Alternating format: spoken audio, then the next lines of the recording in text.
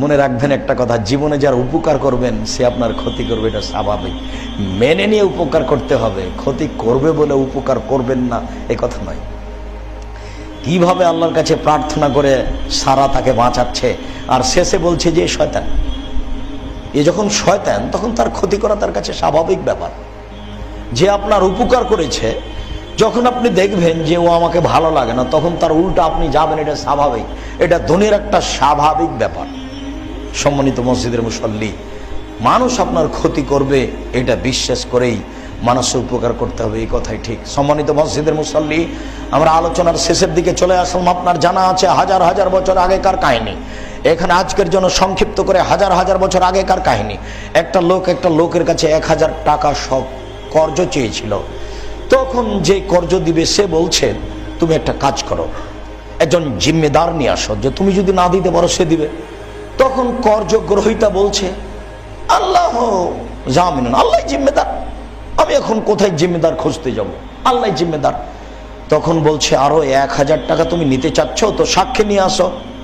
তো আল্লাহ সাক্ষী। তখন আমি বললাম, সাদাক্তা ঠিক বলেছে। তারপর আমি তাকে 1000 টাকা দিয়ে দিয়েছি, সে চলে গেল, তার ব্যবসায় সাগরে চলে গেল, ব্যবসা শেষ। নির্ধারিত সময় আসবে, নদীর ঘাটে আসলো, দেখে কোনো যানবাহন নেই। তখন একটা কাঠ নিল, ফানাকারা কাঠটাকে খনন করলো, খনন করে একটা পত্র লিখে এবং 1000 টাকা ভিতরে ঢুকিয়ে দিয়ে মম দিয়ে উপরটা বন্ধ করে দিল। বন্ধ করে দিয়ে সাগরের পাশে দাঁড়িয়ে বলছে, আল্লাহ, লোকটার কাছে যখন আমি কর্জ চাইলাম তখন আমাকে বলল যে জিম্মেদার নিয়ে আসো। আমি বললাম, আল্লাহ জিম্মেদার।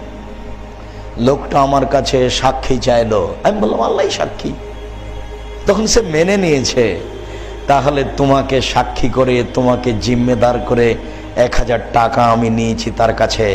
নির্ধারিত সময় আমি টাকা পৌঁছাতে পারলাম না, আমি চেষ্টা করেছি, চেষ্টার অভাব করিনি, এই টাকা তোমার কাছে জমা দিলাম, সাগরে নিক্ষেপ করে দিলাম।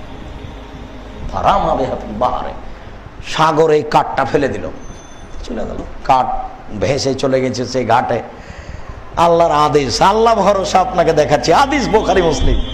এবার লোকটা ঘাটে আসলো, আজকে তো আসার কথা ছিল, কই তো কেউ আসলো না। আচ্ছা, কাঠটা ভাসছে, নিয়ে যাই, আমার স্ত্রী রান্নার কাজ দিবে। তো কাঠটা নিয়ে চলে গেল। কাঠটা এখন ফাটছে, ফেড়ে রেডি করছে রান্না করার জন্য।